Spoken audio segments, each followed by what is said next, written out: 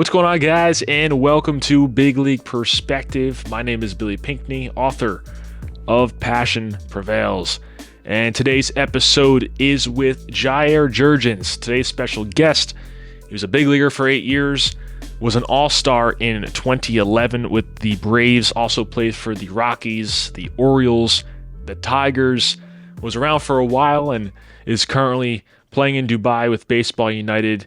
That's where we originally met. And we're excited to have him on because he's got a lot of experiences, obviously reached one of the highest awards you can have as a Major League ball player, as an all-star, and then obviously had many experiences with different organizations and learned from those experiences as well. So let's get right to it. This chat with Jair Jurrjens. We're now here with Jair Jurrjens, former big league pitcher, all-star. Man, thank you for coming on. Appreciate it. Appreciate it. Thanks for having me on your show, my man.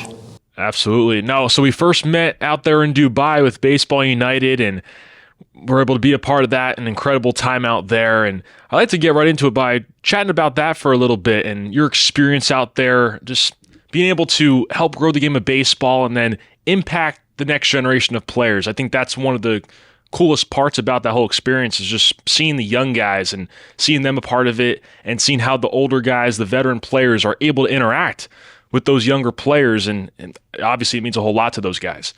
It's a blessing. It's a blessing. I came out in this game having veterans present. I think it's really important. I think a lot of people don't see that these days anymore, but I think veterans not only help you on the field, but helps you how to behave off the field. And just the same knowledge I got from those veterans, I tried to imply in just new kids, the new prospects.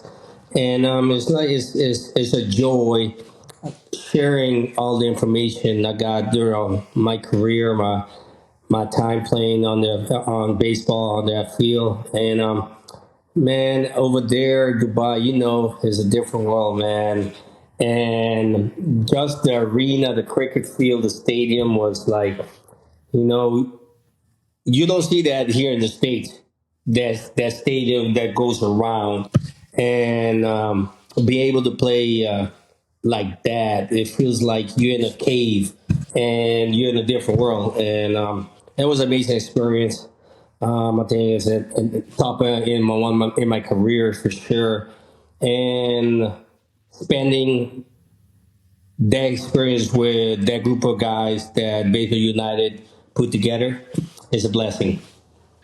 I'm sure when you were coming up through the minor leagues and making your debut at the big league level, there were players who were able to help you and guys who were able to come to you and give you some great advice, just like you're doing now with some of the younger players. When you think back to that time period when you were first coming up, what do you remember about the players who were able to give you some wisdom and help you out as you first got started? Oh man, like it makes you feel like somebody is in your corner. That's number one. When you get the respect from the veteran, like they don't need to do it. You know what I mean? And for them to take the first step to come and try to help you, give you tips, how to behave, how to act. Is nowadays those values don't see so important. But I feel like if you see all the great teams who won the championship, you got to have one veteran present in it. And I was blessed to have a lot of good ones: Maglio, Polanco, Carlos Guillen. I can keep going. Pudge Rodriguez, Justin Verlander. Yeah, you know what I mean? I can keep going. And Todd Jones is amazing. Brandon Ainge, is like that group. Like I say Detroit more than the Braves, because that's where I got my first taste of the big leagues. You know what I mean? And I think when I got traded of the Braves, I know already how to behave. I was still a rookie, but I know already to behave. But getting up with the Tigers and having all these guys who like all star, future Hall of Famer, like like having my back, explain me how to do this job, how to be part of the a brotherhood. It was a blessing. I'm sure when you're there too, you could firsthand witness their routines and how they go about their business on a daily basis. And obviously, you guys like Verlander, you just mentioned, or Rodriguez, and all those guys, they have their own way of doing things, and you could probably learn a lot from that. Were you able to take anything away from their own routines and apply it to yours, where maybe you got to the big league level and realized they're doing things a little bit differently here? I can adjust my routine too in order to play a full season at the highest level. With Detroit, I didn't have the chance to really get in the really like pay attention like what the guys were doing because I was trying to stay in the big leagues. But with the Braves, my second year, the Braves traded for Javier Vasquez, and I was a shadow, like just not asking him a question, just follow him, see how he goes day by day. He played 15 to 20 years in the big leagues, and I think he had 1 cent to on the DL. And then a lot of people don't know that, but this guy during his 15, 20 years career, like he had 200 strikeout almost every year. And he was one of the good role models to have for sure. Mike Gonzalez too helped me out a lot. This is Tim Hudson. This is the guys like I try to, pick something different from all of them three, you know what I mean? And I try to put in my own program. Obviously, whenever you're playing at the highest level or in any sport, there are going to be a lot of challenges and a lot of things that don't happen the way you'd like them to. For you, what were some of those moments of adversity that you had to deal with throughout, whether it was your minor league career or at the big league level? I think when you turn pro, like you're gonna have challenges from day one. I had my challenge in the minor leagues. I think I have a long career in the minor leagues, but still, one period of time I was struggling. I wasn't consistent back in. Like I would have one good start, and the next start I even passed 2 innings or 3 innings. Now that's something I needed to like learn. Thank God at that time my agent Scott Boris had a mental coach that helped me out a lot. You know what I mean to how to deal with failure and how to get back, how just to be a professional, day in, day out, even on a good day or a bad day. In the big leagues, injuries, surgeries, really not able to get back at my form that I wanted to be, got to me a little bit mentally, you know what I mean? Like I say, in pro, everything is a risk. Sometimes some people got that luck to stay healthy or get injured, get healthy, and have a long career. Just like it all depends what your body can observe and deal with. I think I had a conversation with an ex-teammate of mine. These days, things are different. You know what I mean? These days, teams are more willing to keep the players on the field. They're more open-minded to different way to treat players, treat athletes. Not only like massage and injection and pills. Now it's like you got acupuncture, you got cold tub, and most of every team now these days has a massage therapist. Back in the days with the brace, we didn't have it. You know what I mean? And I think that's the thing I struggle with. I think I need to blame myself too. I didn't take care of myself so much that I think as a professional athlete need to do. Back in the days, they didn't care how you look. You know what I mean? If you were able to go out and perform, you good. It doesn't mean I wasn't working out. I think I wasn't working out enough and eating healthy enough to stay healthy. You mentioned the injuries and then mentally dealing with stuff. You ever have self-doubt from your perspective as an all-star at the highest level? Did self-doubt ever creep into your mind at all? I never had it till my injuries.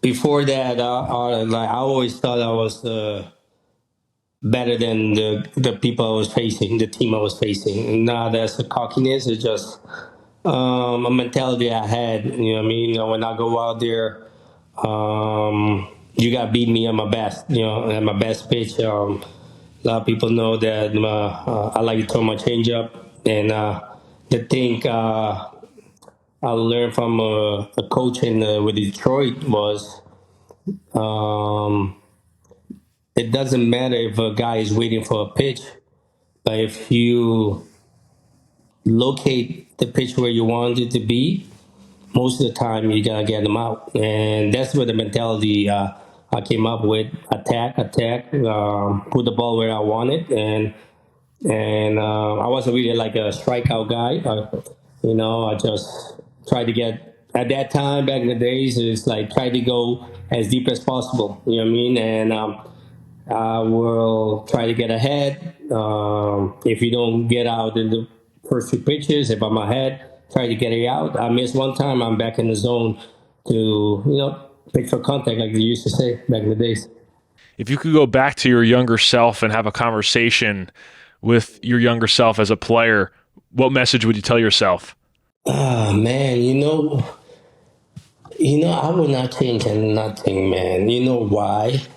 Because this job is stressful. You know, um, you gotta have you gotta have time to release. But the thing I would tell myself is be smart. Be smart how you release that stress. Not going out and having some drinks and staying out too late, especially the day you pitch. You know what I mean? Be more fresh for the day one of the day you guys supposed to work.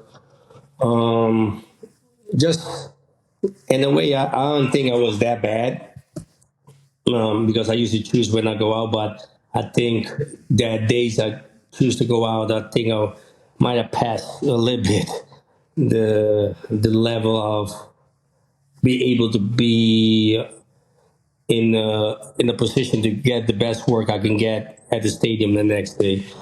I have fun in the minor leagues, have fun the time in the big leagues. Maybe eating. I was not a guy who was eating breakfast in the morning. I will wake up, eat anything, and go to the stadium. Or drive by here in Georgia, you get Chick-fil-A everywhere. I think I think if I needed to change is like the diet for sure, and changing maybe the day I used to go out or how long I stay out. For sure. It's a thing that a lot of guys struggle with, especially the younger players. They really don't have that understanding sometimes. Yeah.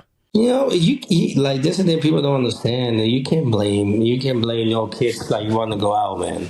First of all, you in your early 20s, living the dream. You're in a big city. You know, you with all the pressure comes with this game.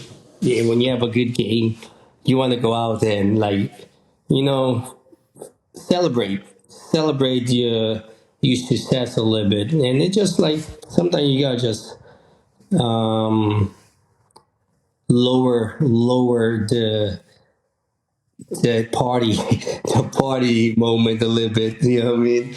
Just but it's hard, man. It's hard. It's the part of the business nowadays. I think with all the phones, people filming. I think guys know how to.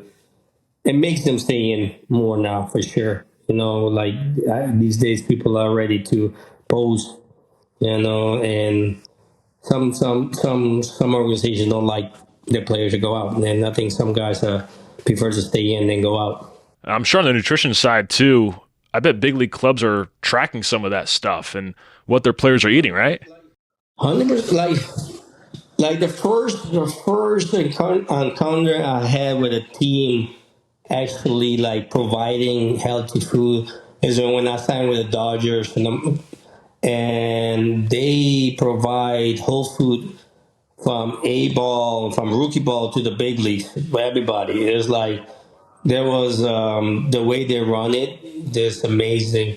It's like I think that's where I think a lot of teams start to go in that route, making sure nowadays too the organization got to provide the food for the players. Then I think it makes it easy for everybody to be a little more healthier. No, that's great stuff. And before we wrap it up, I want to ask you for the guys who are, whether it's in the minor leagues or the major leagues, how can they enjoy that full process of it and not just think that, man, I'll be happy once I get to the big league level, and instead just realize that, man, I'm living the dream right now. I got to enjoy today, enjoy tomorrow, even if it's at the minor league level or at the big league level. Like I say, there's some people go out every day. They don't get hurt. You know what I mean? It's like everybody is. I'm a guy like I really like stress about luck. Like I saw we can sit here and mention a lot of guys. You know what I mean? Had major talent, and one another way did not accomplish what they were supposed to do. It was an injury or off field situation. I keep going to gotta have the luck on your side, man. I think when you're in the minor leagues and the big leagues, I think you're good enough. You know what I mean? You're good enough. And when I say luck, it's like you got to put numbers. You got to have somebody in the organization that likes you, that can push you to get where you want to get to. And when you get to the big leagues, you know, the luck got to be on your side to stay healthy. You know what I mean? It's people don't like. It's not only about putting numbers, about staying healthy. And even you put in numbers and you get hurt, is what do you mean for the organization too? You know what I mean? If the team thinks they can replace you, you're not gonna get so much chances that a lot of other guys you see out there is like, wow, how this guy keep getting he just got surgery, but he's still getting a contract. I mean, there's a lot of things that people don't understand about this business, about where the organization see you at and what they have in the organization. If they have a replacement, you do the same thing that one guy in the minor league do is cheaper. That's why they gotta choose that guy. You know what I mean? And that's why I talk about luck. It depends in what organization you are, what kind of people is running it, and where they see you in the future with the organization. It's a business. It's a business. It's a business, man. It's a business, man. Jair, man, I appreciate you joining me. Thank you very much. No, thank you, man. I appreciate it anytime. If you're a high school, college, or youth athlete, you got to check out this book, Passion Prevails, or if you know one, it would make a great gift.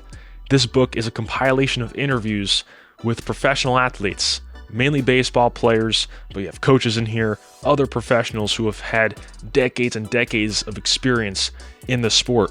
And the main goal is this: to help inform, entertain, and give value, provide value on how to navigate your career while facing adversity, how to deal with those challenges that are inevitable, that you're gonna face throughout your career. And many kids out there don't have the proper instruction and guidance on how to navigate those challenges until they're a little bit older, until they have those experiences themselves and need to learn the hard way. So go check it out. It's filled with gems, great quotes, and messages from some of the best players in the sport of baseball. So I highly recommend it. Go check it out. It's in the show notes below. A lot of insight from Jair and just what it's like at the big league level and the stresses that come with sports and putting pressure on yourself and just playing at the highest level when you know that you have a responsibility and a job to do in front of millions of people. This stuff's not easy, and it's just a piece of the pressure that people put on themselves, and that's just part of the game. That's part of sports. That's part of spectator sports, and that's just how it is. But obviously, some great messages there on just taking care of your body, right? Eating the right way and regulating the sleep that you're getting, and making sure that you're just doing your all so that you can go out there and maximize your performance out on the field.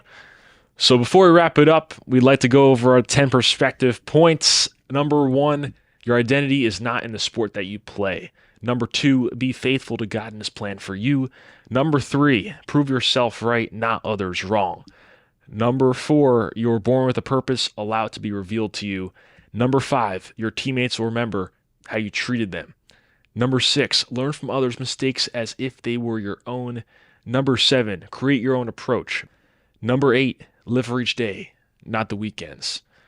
Number 9, create your own version of cool because fitting in is what losers do. And number 10, embrace your passion because passion prevails. Those are the 10 perspective points, the core values of this show. We'd like to thank you for joining us here on this episode of Big League Perspective. Be sure to share it with somebody who you think can benefit from it. Go follow on social media at Billy the Batboy and at bl.perspective. And we'll see you guys next time here on the show.